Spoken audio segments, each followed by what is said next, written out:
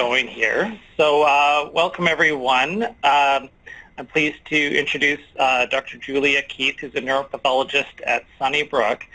And as we were just discussing, if you heard, she's their inaugural Director of Wellness in the Department of Pathology or Lab Medicine Molecular Diagnostics. And she was just explaining to me that there's kind of a wellness structure at Sunnybrook, and I guess other centers have done that as she's learned. But she also gave a brief presentation at a recent VGH Department of Medicine rounds, or sorry, Department of Lab Medicine rounds, and it kind of really got me interested in trying to get her to find a time where she could do this for all of for our pals and maybe expand on some of the stuff she talked about.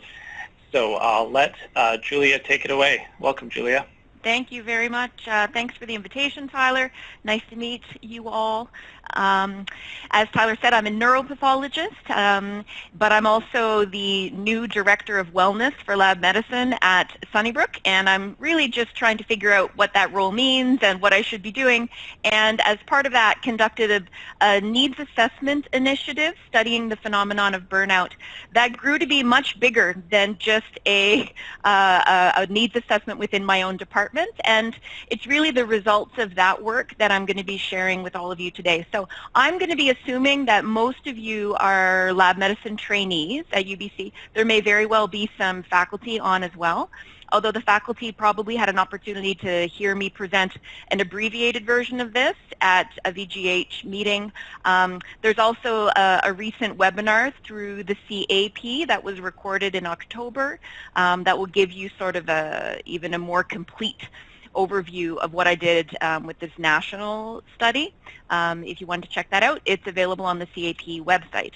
My only disclaimer is that I'm a pathologist, like all of you. I am not a bona fide physician wellness expert. Instead, I'm just trying to understand the concept of burnout really from a perspective within our discipline. And my plan for today is to talk about the concept of physician burnout, including a brief review of the physician burnout literature in terms of what is the scope of the physician burnout problem, what are some consequences that result from physician burnout.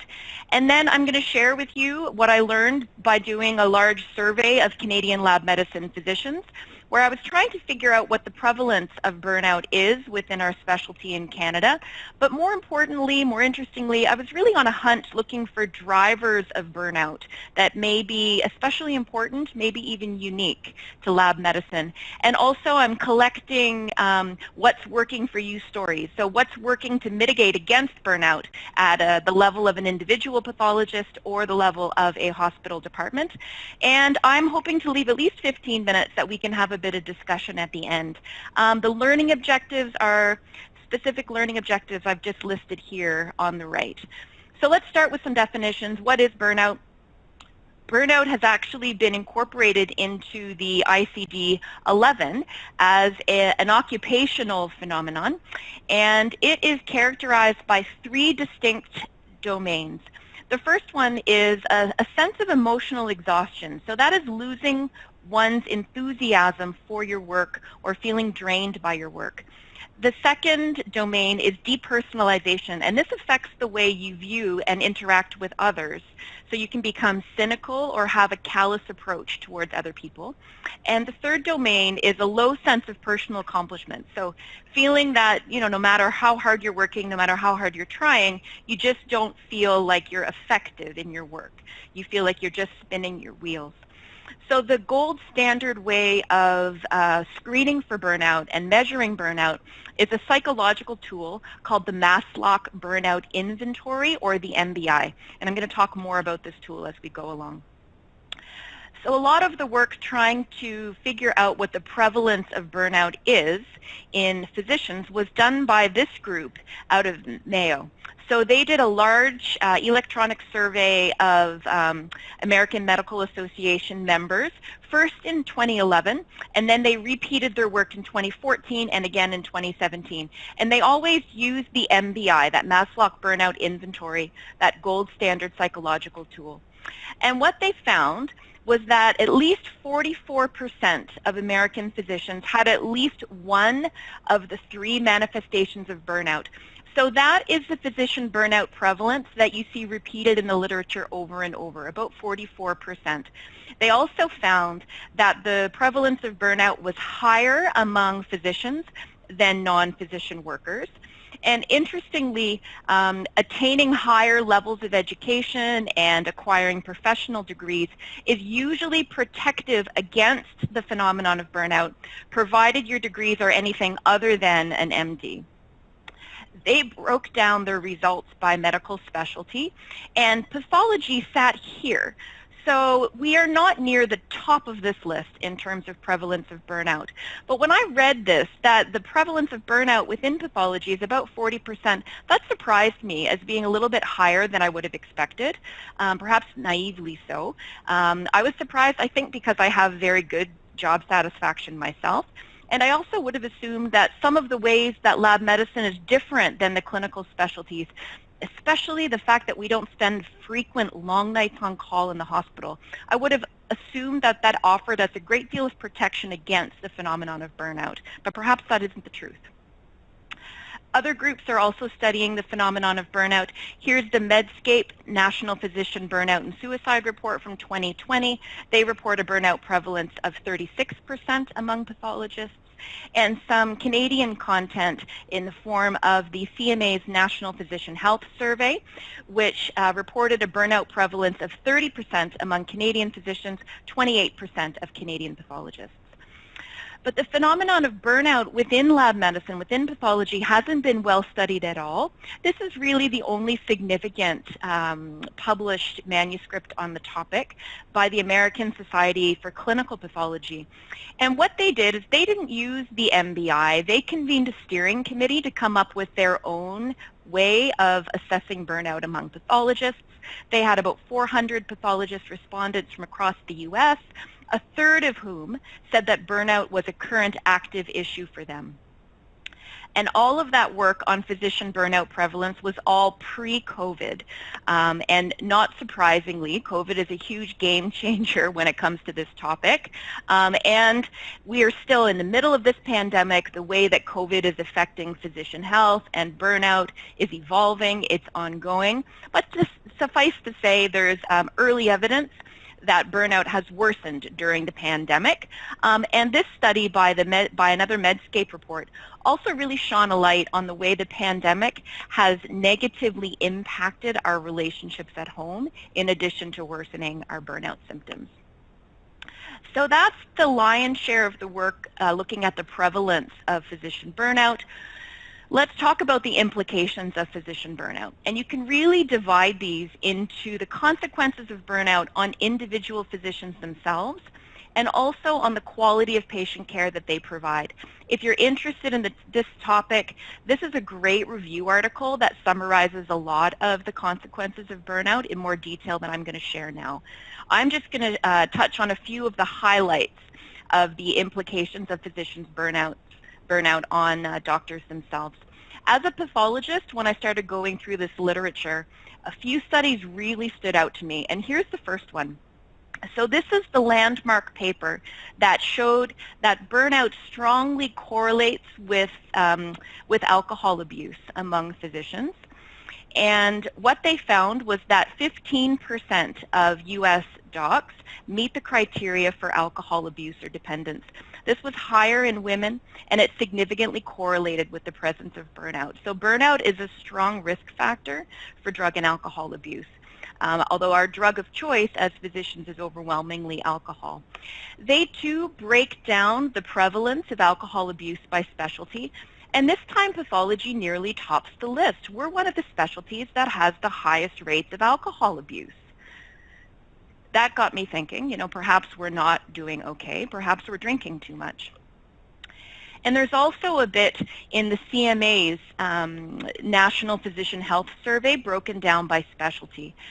And within Canada, lab medicine was actually the discipline that had the worst psychological profile in terms of how physicians rate their overall mental health, their emotional, social, and psychological well-being. And lab medicine docs also had the highest rate screening positive for depression as well as suicidal ideation, with 10% of Canadian lab medicine physicians experiencing suicidal ideation in the preceding year. So those are just a few examples of implications on individual physicians. Let's talk about implications of burnout on the quality of patient care. There is enough evidence that physician burnout impacts quality of care, that physician wellness has actually been, there's been a call for physician wellness to be recognized and measured and tracked as a quality indicator. Why is that? Importantly, burnt-out physicians make mistakes, and these are the two largest studies that have shown that association. Both were prospective. One followed internal medicine residents at Mayo, and the other looked at American surgeons. And what they found was there's a dose-dependent link between the existence of burnout and the likelihood of reporting a medical error. Another way that burnout adversely impacts quality care is that burnt-out physicians will reduce their professional work effort. And you can show that by either interviewing burnt-out physicians, and they will tell you that they intend to work less in the next year or two. But then if you follow them forward in time, they actually do. And you can show that either by a reduction in their billings or a tendency for a burnt-out physician to step down to less than a full FTE. That was also touched on by this American Society of Clinical Pathology study. The 33% of pathologists who were actively burnt out were contemplating making some very significant changes, including leaving to work in a different department, retiring early, or changing careers entirely, either out of pathology or out of medicine altogether. And so one of the consequences of physician burnout is physician turnover. And there's a significant financial cost associated with physician turnover, to the point where you can actually, if you know your turnover rate within a given department and you know the prevalence of burnout within a given department, you can calculate a financial cost that burnout is adding to your departmental budget.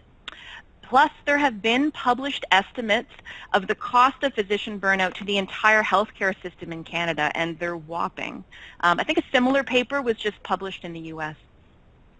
So I'm assuming that most of you guys who are listening are trainees, so I'm talking to you now as future pathology leaders, okay? Because if you land yourself a leadership position in your career, it's very useful for you to file this away to come back to at that point.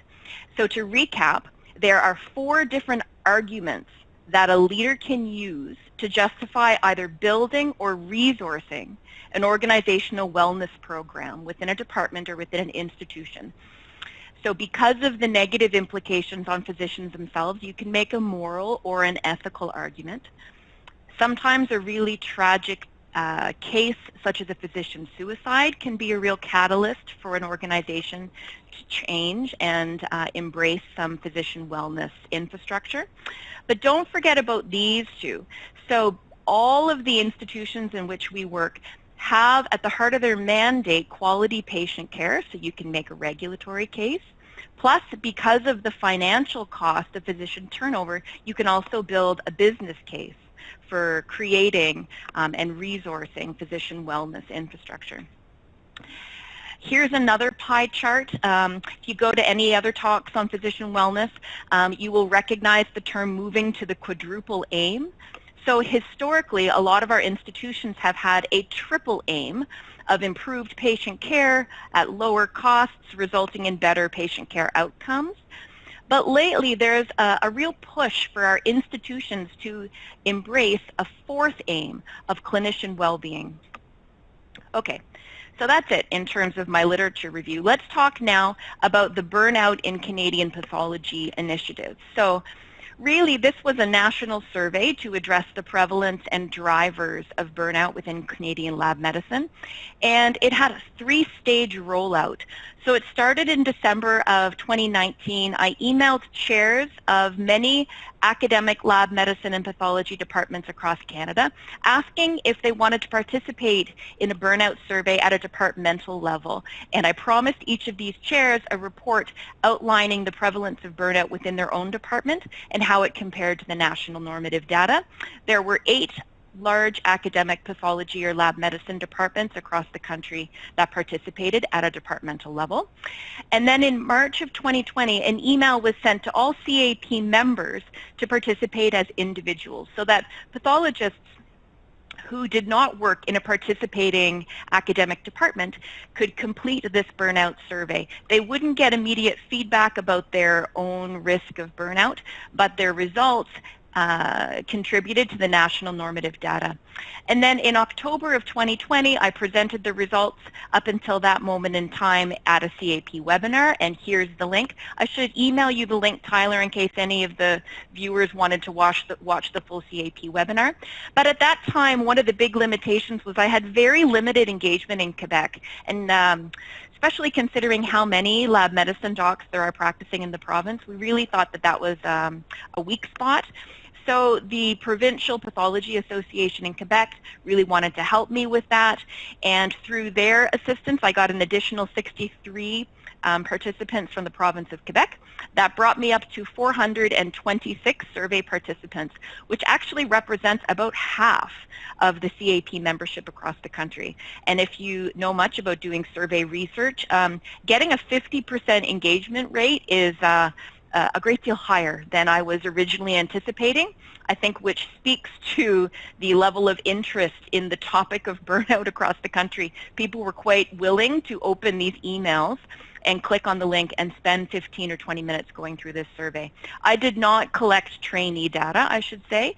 This was a survey targeting practicing pathologists and other lab medicine physicians across the country.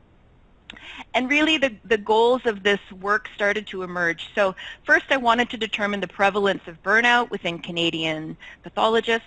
I wanted to be able to compare between a given participating department and the national normative data. I was on a hunt for drivers of burnout that might be unique to our discipline. And then I really wanted to gather and share these strategies of what is working to mitigate against burnout for pathologists. This is what my survey looked like. So section 1 was demographic information. Section 2 were questions probing potential drivers of burnout. And most importantly, there were 3 open-ended questions that really proved to be the most informative. So the first is, what do you find to be the most stressful aspect of your lab medicine practice? And then the 2, what's working for you questions. Have you introduced anything into your own practice that you think is working to mitigate against burnout? Or has your department introduced any initiatives that you think are working? And then section 3 was the MBI, that gold standard psychological tool to screen for the presence of burnout. So in the end, I got 426 responses. Participants practiced in all 10 Canadian provinces. Almost half of the respondents are here in the province of Ontario, largely because a number of big academic Ontario departments were involved at a departmental level. I think that's why I had such good engagement in the province. 7%, almost 8% of my survey cohort were practicing in BC. And then the CAP were able to tell me how many of their members practice within each Canadian province, so I could calculate a response rate from each province. So there are 81 CAP members practicing in the province of BC, and I had 33 responses, which represents a response rate of 41% for the province, which is not too bad. The highest response rate was in Saskatchewan, almost 80, and 70% of pathologists in Nova Scotia participated. After that initial push for involvement by the Quebec Pathology Association, I ended up with a 65% response rate in Quebec, which is wonderful. This is predominantly a survey of academic pathologists, okay? Over 2/3 of my survey cohort have an academic practice, with just over 20% practicing in a community hospital with an academic affiliation. It was also predominantly a survey of anatomic pathologists. So the CAP was the only national association that was involved. So I can't really say this is a Canadian lab medicine survey. It's mostly a Canadian AP survey. But several of the chiefs of the participating departments wanted to be able to survey all of their lab medicine physician team, which is how I came to have relatively small numbers of other lab medicine disciplines like hemopath, clinical chemistry, med micro, and so on. But this is predominantly a pathologist survey. I'm going to refer to it as a pathologist survey for most of the talk. Okay, so let's talk about the results. So you'll remember that the way the Mayo Group defined burnout is having a high score on one of the 3 domains of burnout, and that using that definition and using the same tool, the MBI, the Mayo Group found that 44% of American physicians are burnt out. So using the same tool, using the same definition, I found that 58% of Canadian lab medicine docs were burnt out, 59% of Canadian anatomical pathologists, which was not a significant difference. So if you remember one number from my talk today, this should probably be it, that Canadian pathologists are significantly more burnt out than American physicians in general. And I was able to pull the data for various provinces. I actually pulled all of the BC data and presented that at the VGH meeting a few months ago, so I went into more detail about the BC results. But in general, there was a trend for the prevalence of burnout to be slightly higher in BC than the national norm, but it wasn't significantly different, with 64% of BC pathologists screening positive for burnout. One of my concerns about the Quebec data was that all the other responses were collected pre-COVID because most people completed the survey before March of 2020 when the pandemic really got going. However, the Quebec responses came in after the CAP webinar in October, which is very much mid-COVID. So before I just rolled the Quebec data in with the rest of the cohort, I wanted to make sure that there wasn't a significant difference because obviously COVID could be a major confounding variable. But in general, there was no difference between the pre-COVID prevalence of burnout in our specialty within the country and the mid-COVID cohort. So I'm going to keep those Quebec respondents in my study cohort. One of the other ways I can present the results of my study are to show you the mean scores for each of the 3 domains of burnout. Remember, they're emotional exhaustion, that feeling of being overwhelmed, depersonalization, that feeling of being cynical, and a low sense of personal accomplishment, that you're just not effective.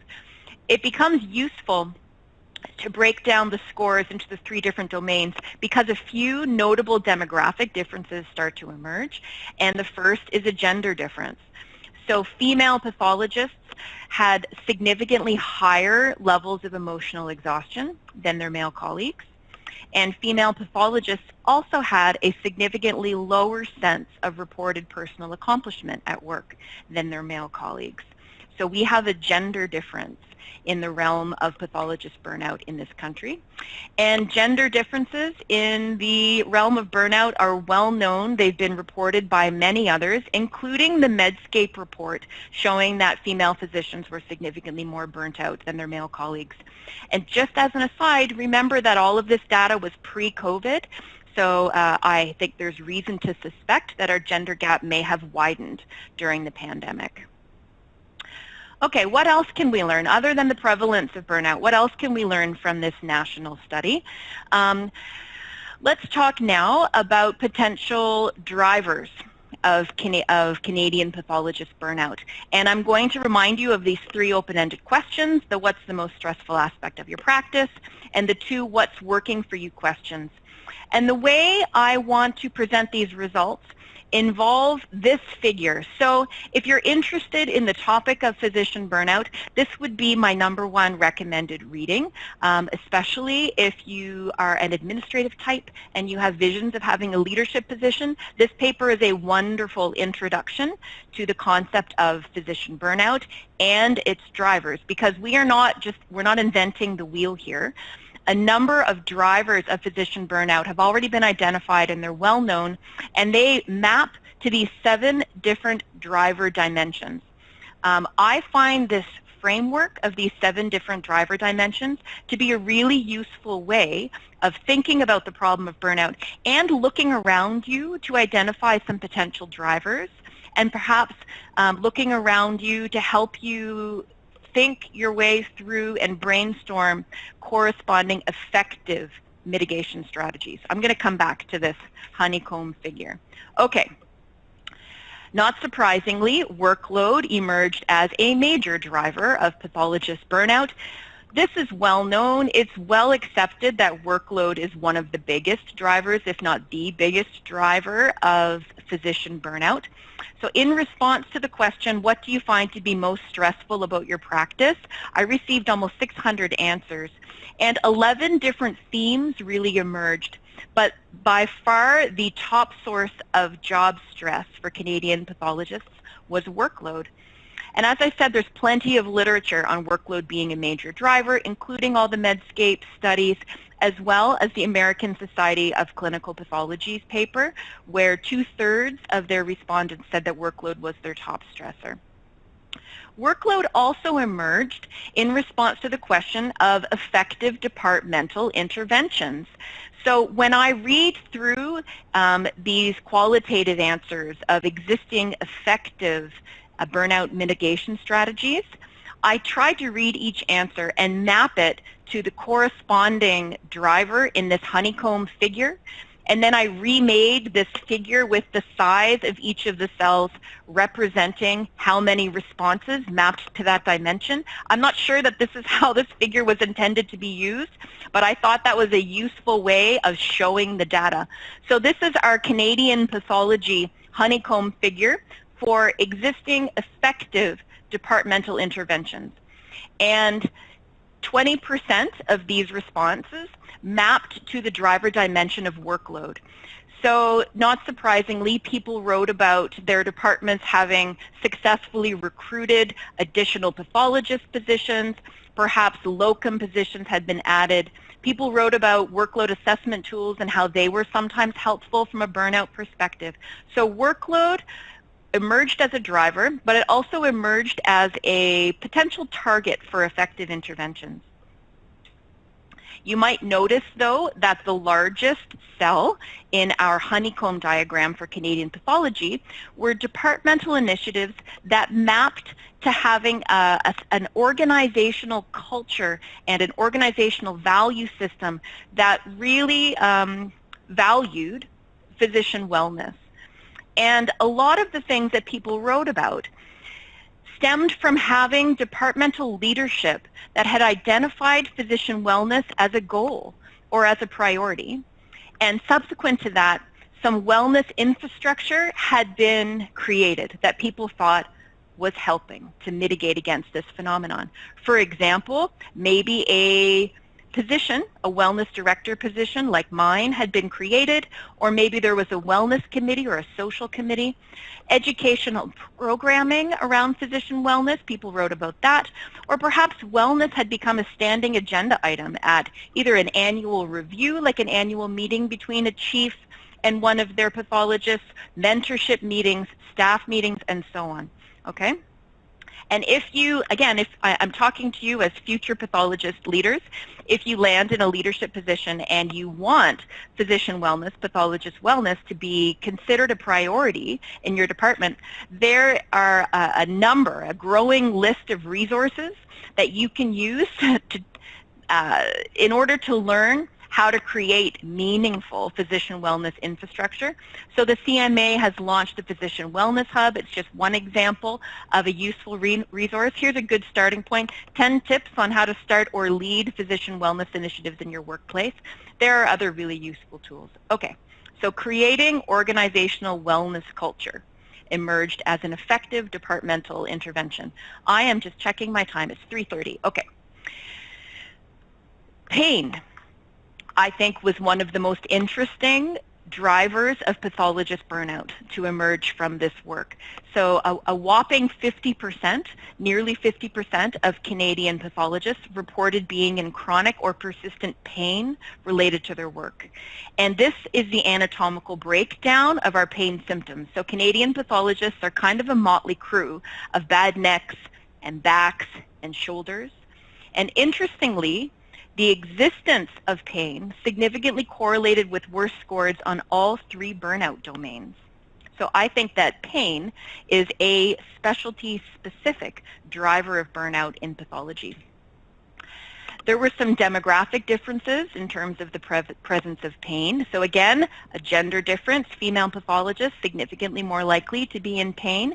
But there was also a trend for mid-career pathologists to have the highest levels of work-related pain. So this is not just an aging phenomenon that the longer you're in pathology practice, the greater your risk of pain. The mid-career pathologists, especially female ones, so me basically, I'm this demographic, we were at the greatest risk of being in pain, which I think is rather interesting. Why are pathologists in pain? I'm going to hazard a guess. It has to do with our microscopy use. The CDC actually has published guidelines for how to reduce your risk of pain by doing microscopy, which we probably are not often following. So a maximum of 5 hours of microscopy a day, broken up into small chunks with many breaks in between. I doubt we're doing that. And obviously there's a real role here for ergonomically designed microscopes and workstations. So I think ergonomic assessments, especially across the board in a department, either when a new recruit arrives or even all of your pathologists done all at once, ergonomic assessments work best preventatively. Once you're already in pain, it's harder to get on top of it and to get resolution with ergonomics. I'm going to suggest that sitting all day looking at slides is bad for our health in ways other than pain. You can actually rank your levels of sedentariness of your occupation based on how much time you sit all day, and I think most pathologists would fall into the entirely sedentary category because we're chair-bound most of the day. Just think about the traditional way pathologists configure their office, right? You can kind of break down our tasks into 3. You can break down our work into 3 major tasks. So we look at slides on our microscope, we do computer-based work, and we talk on the phone. And most of us have laid out our offices in a way that all 3 of these tasks are clustered very tightly together, and we work from a seated position in a desk chair all day. So I'm talking to you now, again, as future colleagues. This office configuration is not working for us. We're in pain, we're sitting all day, it's terrible for our health. So I'm going to challenge you when you get out into practice and you land in your first office, don't just lay out your office to be a replica of the way you see us work in our office, because again, I don't think we're doing it right. What I've done in my office is I've actually separated 3 tasks. I've spread them out across my office. I have a standing desk now where my computer is. I'm standing here talking to you. My microscope is behind me, and I sit on a stool when I look at slides, and I end up changing position and moving back and forth all day, which is really working for me. I can see somebody has written something in the chat, but I can't open it right now. I'm happy to take questions at the end. Sorry if I missed your chat question. Okay. The last major point that came out of the study maps to this driver and burnout mitigation strategy, which is work-life integration. And I just want to spend a minute or 2 talking about the concept of work-life integration, because it wasn't really until I started doing this work that I understood what this term means. So the concept of work-life balance has become a bit outdated. Okay, this idea of work-life balance states that, you know, on the one hand we have our work life, and on the other hand we have our personal life, and all of the self-care happens in our personal time, and you have to balance these 2 things against each other. That notion has really been replaced with the concept of work-life integration, and I think of this to be, think about how our technology has allowed our work life to bleed into our personal time. I see work-life integration as letting your self-care lead into your work. Work-life integration to me means taking good care of yourself while you work. Okay?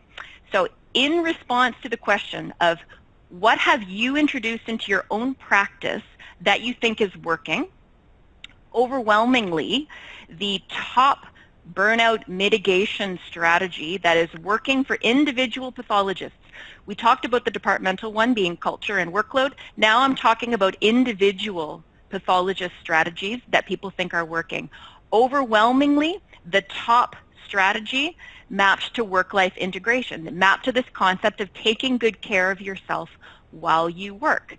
And the three top work-life integration strategies that Canadian pathologists thought were working, number one, had some sort of rules or having an approach to your work hours. And what the approach was varied a bit. Some people like to work on the weekends to make their work days lighter during the week. Other people refuse to work on the weekends. Some people would set, they'd curfew their day that come hell or high water, they're going to really try to leave by a certain time every day. That kind of stuff. Having some rules around your work hours. That was strategy number one. Strategy number two, taking a break at work, right? What a novel concept that is. I don't think physicians are particularly good at taking a break during their workday, but people said that this is an effective strategy, so it's worth giving it a try. Number three was exercise, and I'm going to suggest to you, again, because we are so sedentary in our work every day, that taking a break couples very nicely with exercise, and I think the best breaks for pathologists are ones that really require wearing sneakers. So, work-life integration. I have a couple minutes left before questions, so I'm going to end on this slide. And this is my single favorite paper on the topic of healthcare worker burnout. This was a study of a very large group of healthcare workers, over 10,000 healthcare workers. So doctors, nurses, admin within a hospital, multiple roles were studied across 7 different large hospitals in the U.S. And what they did was they used the MBI to screen for burnout, but then they asked people about their healthy habits at work. Really, they were asking people about their work-life integration. For example, how often in the past week have you skipped a meal? How often have you eaten a meal out of the vending machine at work? How often do you work through an entire day without taking a break? How often in the past week were you, late from work getting home or changing your personal or family plans because of work?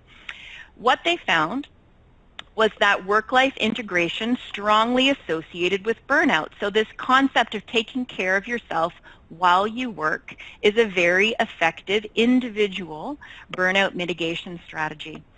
But why this is my favorite paper is because they showed that the amount of work-life integration varied very widely by role. Like if you just look at nurses, for example, you can imagine how healthy habits at work are really all over the map, right? It's not like nurses all have the same amount of work-life integration. So it varied widely by role. But interestingly, it was extremely consistent within a given department, to the point where new arrivals in a hospital department would show up on day one armed with all kinds of healthy habits at work.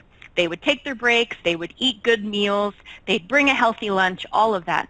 But within 6 months of working in a department, if they were surrounded by coworkers and supervisors who did not have good work-life integration, they would abandon their healthy habits and adopt the unhealthy habits of everybody that they worked with. So I think the take-home message from this one is that work-life integration isn't just an individual phenomenon, it's largely a cultural construct. It's it spreads, it's contagious. And healthcare workers only feel comfortable taking care of themselves while they work if they see their colleagues and they see their bosses doing the same thing. So I think there's tremendous opportunity under this heading of departmental culture. How do you turn a department into a workplace environment where it's okay to take care of yourself while you work? I feel like that's a big part of the solution. Okay. Oh, Tyler's nodding. He agrees. That is my last slide. So we have 15, 20 minutes. I'm happy to try to field some of your questions.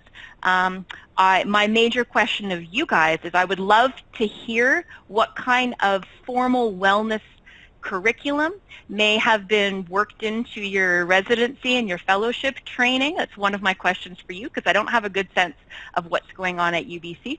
But I'm happy to try to field any of your questions. Thanks a lot, Julia. That was great.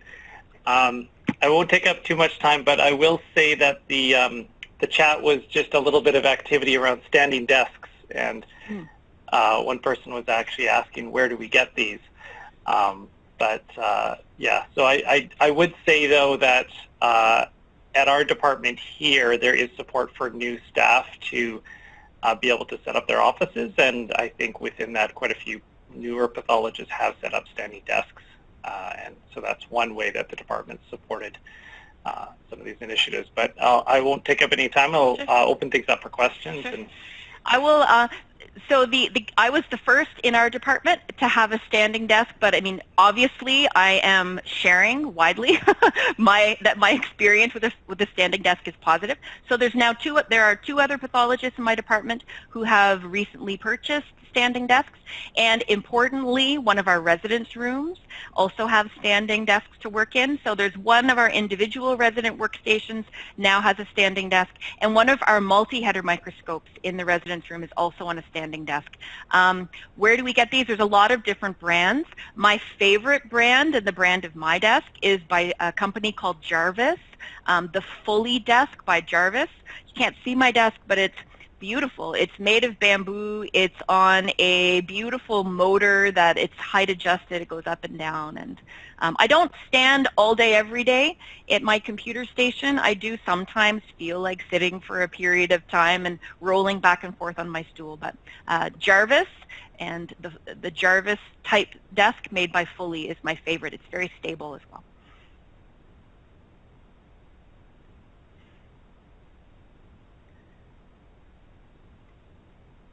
Where do we get one of those? I have a question. Yeah. Thanks, Julie. That was such an excellent talk. You know, a feature of a really good talk is that it gives you so much to think about, and there's tons in that talk to think about. I have some very generic questions about whether humans can accurately self-report happiness or unhappiness. And so I'm just going to lay that out there to begin with, because I think, you know, we can look around us in our culture and find many examples where people would say they are happy, and you can look at them and say, no, you aren't. But let me move on to my real point, which is that most physicians are fee-for-service, and most pathologists are salaried. And it seems to me that this makes quite a difference in terms of how we interpret our workload. So I don't think there's that many pathologists that work all night long and then have a busy office the next day. But surgeons or other clinicians who are fee-for-service choose to work that hard. Pathologists, on the other hand, we have our workload imposed on us. And I think then it may be just the difference in how we interpret our control over our workload. And getting back to my point about self-reporting happiness, I would argue that possibly fee-for-service physicians who run the treadmill super fast report themselves as being engaged and happy to avoid cognitive dissonance. They may not really be happy. Oh, that's a great point. Oh my goodness. So I am not a psychologist. I have no insight about how accurately we can gauge our own inner happiness. And I'll admit that, again, if I was a psychologist, I'd have a very eloquent answer for you about the relative merits of the different psychological tools that are out there to screen for burnout. But the MBI is considered the gold standard and the most widely used tool for screening for burnout around the world. So I am glad that I used that tool. I think it does add a level of rigor to my work. The other thing I'm going to say is the opposite of burnout isn't happiness, it's engagement, right? It's a feeling energized and vigorous in one's work, and really absorbed in your work, and that your work is tremendously meaningful. And there's a different psychological tool to measure work engagement. It's called the Utrecht engagement scale. So if you want to measure, the positive flip side of burnout, the MBI isn't the best tool. The engagement scale is. But I do have a comment to make about the role of money in the burnout problem. So I haven't read studies comparing salaried physicians to fee-for-service physicians. I think that your query on that front is very insightful, and there may very well be some truth to it. But I will speak about the relationship between money and burnout a little bit, because in a nutshell, it's controversial. And money spent in additional physician positions and in locum positions and in resources that allow physicians to work more efficiently is considered money extremely well spent when it comes to reducing the risk of burnout for a given physician and department. So yes, more resources can be part of the solution, but money in the terms of additional salary for a given burnt out physician is controversial in terms of its potential effectiveness, because it is accepted that you have to be careful financially incentivizing overwork, because physicians will often choose to overwork for that additional money and then get burnt out. So I intentionally avoided asking people about salary and financial pressures contributing to burnout, mostly because it's a bit of a murky and controversial phenomenon. Did that make sense, Steve? Yep. Yes, and thank you for the nice comments you made about my talk. I'm glad you enjoyed it. I have a question more relating to, so as a newer staff, I found that it's a lot easier for me to put wellness initiatives into my daily work because I have a standing desk, I can go for a run at my lunch break. I have a little bit more control over my service. Do you have any initiatives for residents that you've seen that have allowed residents to kind of infuse this in? Because I always found that hard when I was a resident, you know, with the demands that you have and you're not able to really control your own time. Yeah. So I haven't actually been that involved with developing wellness curriculum for our trainees here at U of T. My sense, though, is that there's a great deal more happening when it comes to wellness infrastructure and wellness education for our trainees than there is for the faculty. That's one of the reasons why I really wanted to primarily target faculty for this work. So I can't talk too much about U of T wellness curriculum, but I will tell you that I'm very mindful of trying to infuse a little bit of wellness, especially work-life integration, into my clinical supervision of trainees who are on service with me. I am very out there about the fact that I try to take very good care of myself while I work, and I talk about it with all of the trainees on service with me. I actually think there's a tremendous opportunity for mentorship at an individual level when we have trainees on service with me, on service with us.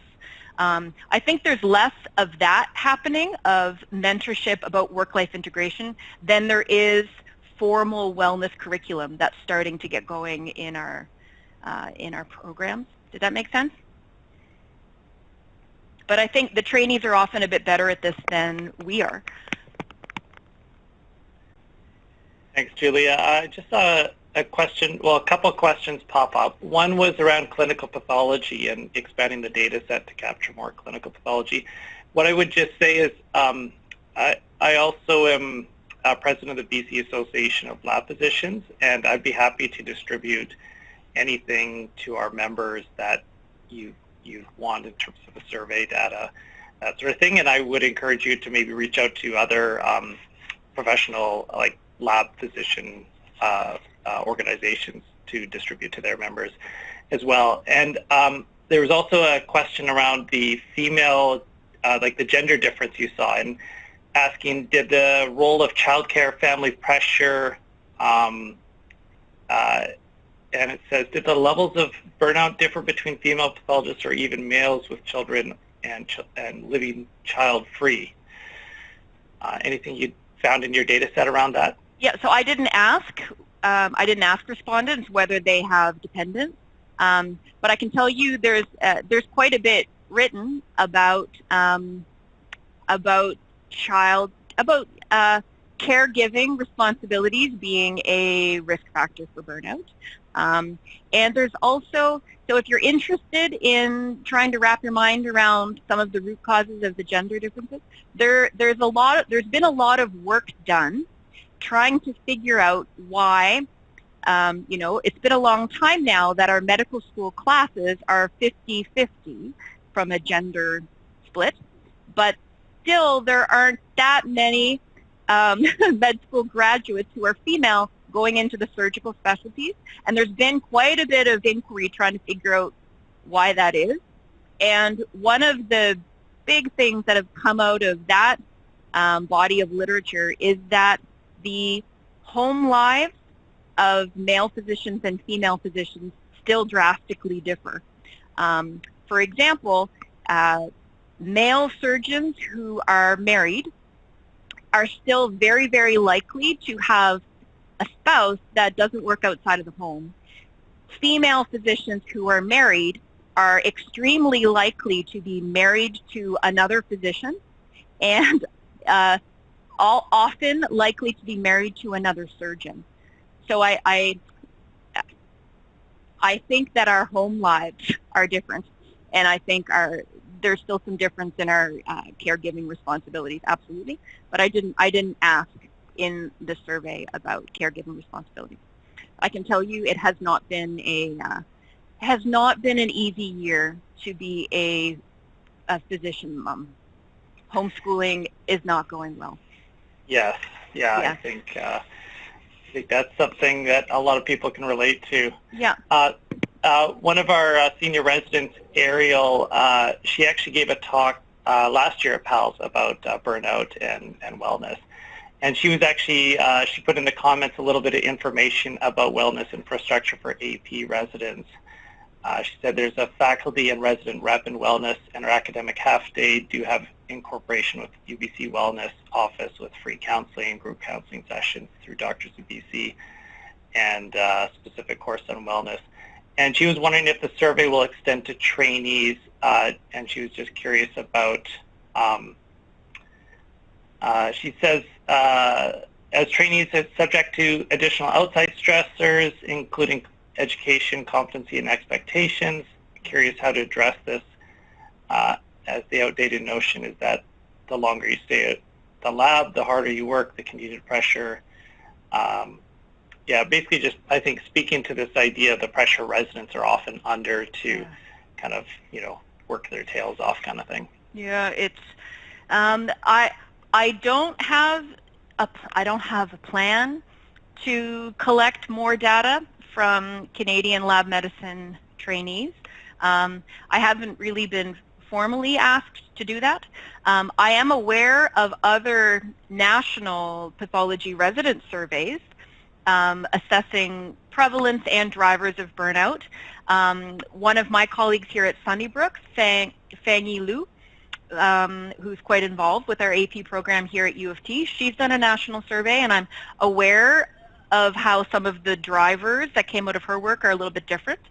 So I think you're right that there are unique stresses that are on residents, both work-related and home-related, right? Like that stage of one's career is often a time where people, have young children and, there's added pressures on that front too. But I think even though I didn't ask trainees, I actually think there's a lot of good learning here for trainees of what to avoid going down the road. You know, especially like the pain and the sedentariness, for example. Like, I doubt that people in their 20s and early 30s really feel the physical effects of sitting all day, but like believe me, it catches up with you. Yeah, and I think ergonomics too, like in terms of how you position yourself in your office when you're looking at the microscope all day. Even just something as simple as how you tilt your neck. If you can keep your neck upright while you look at slides, it's much better in the long run for your health. Yeah. For sure, yeah, and I wanted to just thank you again for this great talk, and this is Ariel, by the way. Hi, Ariel. Hi. So I just want to say that I think this is definitely like a cultural thing, and the way that you mentioned about how, you know, bad sort of, not behavior, sort of like bad habits sort of can progress down from, you know, between staff and staff, but between staff and residents definitely, and that's sort of like this mentorship program, and I really hope that you know, our staff, after given a lot of this talk and sort of education around wellness, that, you know, once that culture shifts and then becomes more positive, that we will continue to see people as more of a positive example of how we can, you know, strive to incorporate wellness into our work practice. I just on the point of culture, like I actually, so culture changes all the time, right? And I think the fact that a lot of this is culturally based is actually maybe good news, because the culture shift that is needed isn't even culture change at a societal level, right? Like, the culture of medicine is ours to be whatever we want it to be. The culture of Canadian pathology is entirely ours to determine. And I think the fact that culture can have such a big impact is actually a really good piece of news.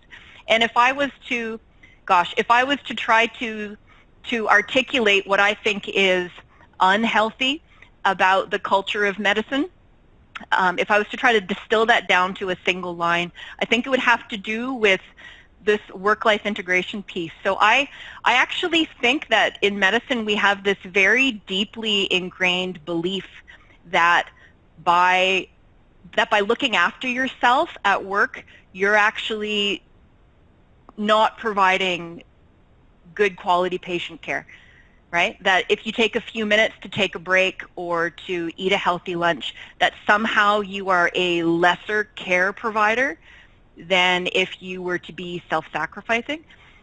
And I think therein lies the opportunity, because that is, I think we're learning that that's really a false and very limiting belief. You actually provide better patient care when you take good care of yourself, right? So I think that that's the first step, is for individual physicians to just give themselves permission to take care of yourself while you work. And then hopefully, you know, you'll see the benefits to yourself and your practice, and they become positive, permanent changes. And that maybe you can influence others around you, right? Your trainees, your colleagues, your department. That sounds like the perfect note to end on. Well, on behalf of everyone here, thanks, Julia. And please feel free to reach out if we can help in any way with some of the really important work you're doing. Thank you. Thank you again for having me. Yeah. Thanks, Julia. Thanks, Bye, everyone. everybody. Bye-bye. Thank you.